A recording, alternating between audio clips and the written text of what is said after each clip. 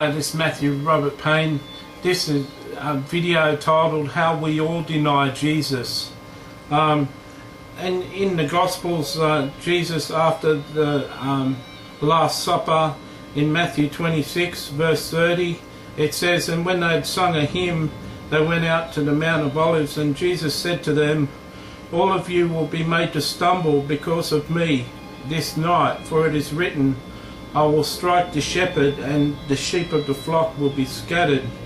But after I've been raised, I will go before you to Galilee." Peter answered and said to him, "Even if you are made to stumble because all are made to stumble because of you, I will never be made to stumble." Jesus said to him, "Assuredly, I say to you that this night, before the rooster crows, you will deny me 3 times."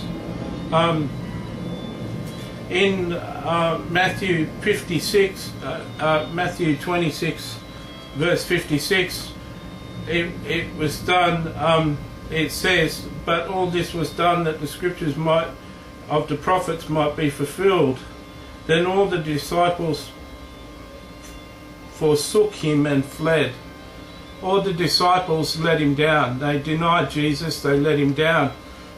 It was only Peter who said he will never deny Jesus, that Jesus said a prophecy to, before you come through the night, you will have denied me 3 times. And one of the reasons Peter gets a hard going by a lot of preachers, preachers like to preach about Peter denying Jesus, but one of the only reasons Peter denied Jesus 3 times was because he was following Jesus a short distance behind, and people were recognizing him.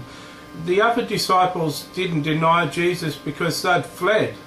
They took right off. They took away. So how have we denied Jesus? You know, the parable in Matthew 25, I don't think it's a coincidence that Jesus tells this parable shortly before he's taken away. He shares in the sheep and the goats, and he says, whenever you fed me, when you clothed me, when I was homeless and you took me in, when I was in prison and you visited me, when I was sick and you visited me, this is when you loved me. But he said people denied him when he was hungry and they didn't feed him, when he was thirsty and they didn't give him a drink, when he was in prison, when he was sick and he wasn't visited, when he was homeless he wasn't taken in. We deny Jesus. Jesus says, they say to Jesus, then they will answer him saying, "Lord, when did we see you hungry or thirsty or a stranger or naked or sick in prison, did not minister to you?" Then he will answer them saying, Assuredly I say to you, inasmuch as you did not do it to one of the least of my brethren, you did not do it to me.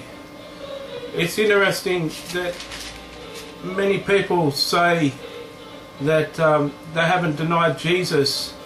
Well, each one of us has denied Jesus even since we were Christians, but the good news that needs to be brought out is Peter went on and became a great apostle, and so did all the other disciples become great apostles and spread the news of Christianity far around the world.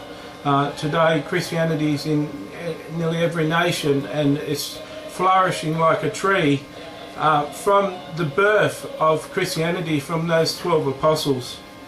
The good news is that we can deny the homeless and the poor and the destitute, and God will forgive us. But we need to we need to be sure that when we're denying them, that we're actually denying Jesus himself. And so Peter denied him, and one of the reasons Peter denied knowing him was because he followed on and he was close by as Jesus was being questioned. All the other disciples were also stumbled. It also says that all of you will be made to stumble because of me this night, for it is written. Jesus said that they all stumbled. And so verse 56 says, then all the disciples forsook him and fled. They took off. So please understand that it's not an unforgivable sin to deny Jesus Christ, because Jesus has got broad shoulders and will forgive us for everything. We're forgiven by Jesus, but don't misunderstand that you haven't denied him.